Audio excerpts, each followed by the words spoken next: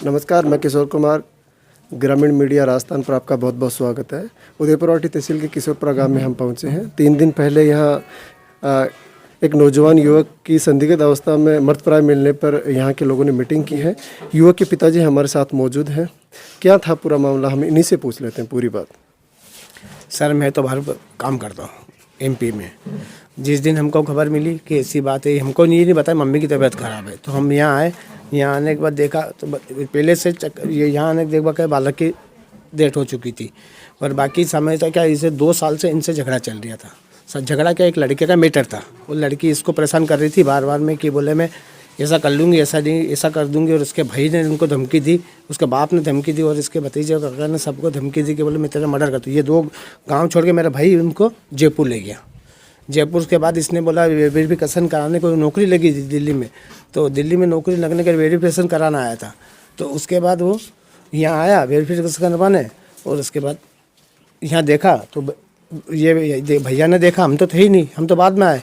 तो देखा तो उसका गले में लगा रखा और खाली बैठा हुआ बेड पे ऊपर, जैसे पोजीशन पे, इसे जैसे कोई फांसी लगाने वाला लंबा लटकता है, पर वो बेड पे एकदम आराम से बैठा हुआ था।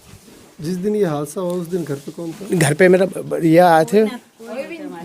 17 तारीख को हमारा छोटा भाई है अनिल, तो उसके पास देखो सीधी सी बात है, कोई जिस परिवार से मैं चल रहा था ना, उसका फ़ोन हमारे छोटे भाई अनिल के पास आया। तो उसने मुझे फ़ोन किया फिर करीब शाम के टाइम पर। तो मैंने इसको बोला कि चलो ठीक है यार अनिल, घर में यहाँ पे गांव में झगड़ा वगड़ा होएगा। तो वो सामने वाला बोल रहा है कि भाई इसको गांव में मत रहने दो, वरना इसको है ना अपन जान से ख़त्म कर देंगे। तो आप इस तो मैंने ठीक है, इसको मैं जयपुर ले जा रहा हूँ। तो इसको मैंने 18 तारीख को जयपुर भेज दिया, और फिर मैं 19 तारीख को यहाँ घर के ताले वाले लगा के लॉक करके घर को सारा साम जमा के मैं खुद जयपुर निकल गया। तो 19 को गए। तो फिर ये जिसने कहीं जॉब बोला मैं सिक्योरिटी में जॉब करूँगा, तो मैंने रहने देते, ऐसे 12 घंटे की ड्यूटी होगी नहीं, तो तू यहीं रहे, दूसरा जॉब देखता रहे। फिर इतने में क्या है कि इसने कहीं दिल्ली में इसने जॉब कर रखा था, कहीं उस बंदे का फ़ोन आ गया इसके पास में। तो बोले कि तुझे मैं वहाँ लगवा दूँगा, तो एक काम कर, 8 घंटे की ड्यूटी है, या 12,000 या 13,000 जो पहले सैलरी दिलवा रहा था ना इसको, तो वो दिलवा दूँगा। तो बोले कि तू, मेरी मिसेज भी वहीं थी, साथ ही हमारा पूरा परिवार वहीं था। तो बोला तू ठीक है, तू चल जाना, और ये भी तेरे साथ चल जाएगा 2 तारीख को। तो ये ठीक है, इतनी ये मुझे सवेरे ड्यूटी पे छोड़ के और वापस आ गया। फिर 2:30 बजे, नहीं 1 तारीख को आया ये जयपुर से, 1 तारीख को आया ये तो ये आना था 2 तारीख को, और 1 तारीख को 2 बजे पता नहीं किसी के पास किसी का फ़ोन आया, या इमीडिएट फिर आ गया 3 बजे। यहाँ के करीब 7 साढ़े 7 बजे पहुँचा यहाँ पर। यहाँ पे पहुँच के हमारे पड़ोस में विकास करके रहता है, उसके पास गया, उससे चीनी ली और रोटी ली उससे, और एक दुकान से दूध लेके आया। दूध लेने के बाद में ये इसने पता नहीं, वो विकास ने बताया सारा, मैं तो यहाँ था ही नहीं। तो उसके बाद दूध लेके विकास ने बताया कि ये ऐसे यहाँ रहा है। और उसके बाद बोले कि खाना वाना खाया। फिर विकास ने इसको सवेरे भी नहीं देखा और शाम को भी नहीं देखा। तो डाके आया तो उसने आवाज़ लगाई, दरवाज़ा मतलब खुला हुआ था, पट लगे हुए थे। तो उसने क्या आवाज़ लगाई, किसी ने रिप्लाई नहीं दिया आवाज़ का। तो उसने नीचे से पत्रिका सरका के वापस चले गया, और वहाँ गया चंदा के पास। बोले कोई बोल नहीं रहा वहाँ पर। तो चंदा ने बोला कि देख, विकास को बुलाया। बोले विकास देख, पता नहीं अंदर सो रहा होगा, या रात को क्या हो सकता है, उसने भी गला वाला नहीं सीखा, पानी पिला दे उसको। विकास ने आके देखा, बता रहा था, विकास के कहने के हिसाब से बता रहा हूँ मैं तो था ही नहीं, मैं तो जयपुर था। तो फिर विकास ने वहाँ फिर सुरेश को फ़ोन किया। सुरेश इमीडिएट आया। सुरेश ने फिर चौकी में इन्फॉर्मेशन दी, और फिर करीब मेरे 4:30 पौने 5 बजे करीब मेरे पास आया। तो मैंने फ़ोन उठाया, मैं ड्यूटी पे था। तो बोले कि मुझे दादाजी लगता हूँ मैं वैसे में उसका। तो बोले दादाजी गोलू ने फांसी खा ली, बस ये 2 शब्द थे, तीसरा उसने बोला ही नहीं, उसने फ़ोन काट दिया। तो फिर मैं उस वक्त तो सुन हो गया मैं एकदम, थोड़ी देर तो मुझे समझ में नहीं आया क्या करूँ क्या ना करूँ। उसके बाद फिर मैंने मेरे बड़े बेटे को फ़ोन किया, वो भी ड्यूटी पे था, कि ऐसी सी बात हो गई। बोले कि क्या हुआ, ख़त्म हो गया। मैंने अब हो ही गया अजय भी। फिर मैंने घर पे फ़ोन किया, फिर उसके बाद प्रोसेस। फिर हम रात को यहाँ पहुँचे। भाई वो सामने वाले को मना कर दिया कि भाई हमने, आप है ना बॉडी उतारो मत, जब तक हम नहीं आए तब।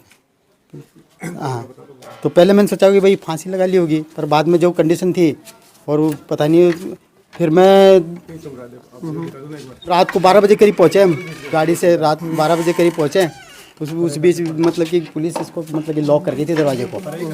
और 12 बजे पहुँचने के बाद दूसरे दिन फिर क्या है कि ये अपने सीआई वगैरह जो भी पुलिस वगैरह आए, एफएसएल की टीम आई, जो भी जांच पूरी जांच टीम आई, उन्होंने सारे नमूने लिए, जांच वाँच की और उसके बाद फिर उसके बाद हमने भाई कंप्लेंट डाला क्योंकि 2-3 बार धमकी आ चुकी थी। सर हम जब सामने वाला धमकी दे रहा है, सामने वाला 2-3 बार इसको पिटाई कर चुका है, सामने वाला बोल चुका कि भाई इस गांव छुड़वा दो इसको, हम तो गांव भेजते ही नहीं इसको, पर क्या करें कि भाई पता नहीं कैसे प्लानिंग से बुलाया या क्या हुआ इसको, वो इसको प्लानिंग से इसको सर मतलब त्याग लागू।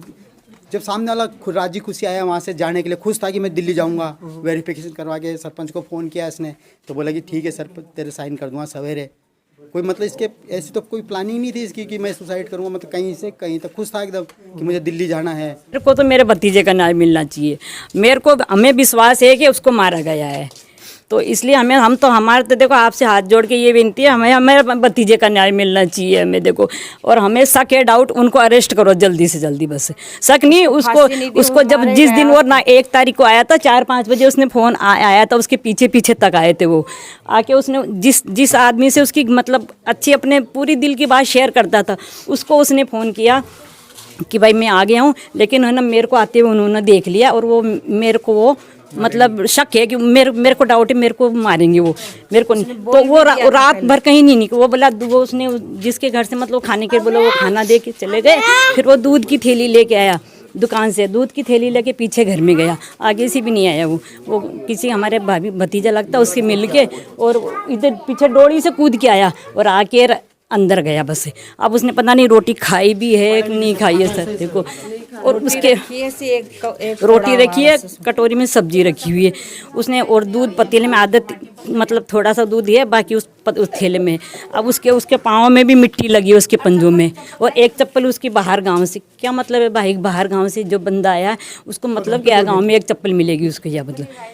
तो हमें तो पता है कि हमारे भतीजों को पक्का किसी ने मार कूट के फांसी का मतलब रूप दे दिया उसको, तो उसको हमारे तो देखो आपसे ये विनती है कि मेरे भतीजों को अरेस्ट करो, जो जिसने भी मारा, देखो हमें इंसाफ मिलना चाहिए, हमें देखो हमें तो इंसाफ मिलना चाहिए, देखो हमारे भतीजों को जिसने भी मारा।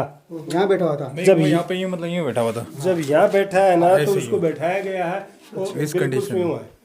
बाकी अगर यूं बैठा हुआ तो तड़पेगा तो ऊपर भी तो उठेगा, उठ सके नहीं तो यूं चढ़ जाएगा ऊपर, वो ऐसे ऊपर भी नहीं चढ़ा, खड़े होते ही फर्क पड़ जाएगा। उसकी यूं गिरता तो भी नहीं, वो तो इसकी तो पोजीशन ऐसे जैसे बैठ गया वो बैठा हुआ एकदम, ना उसकी आँख बाहर निकली ना बाथरूम आया उसका, न जीभ निकली।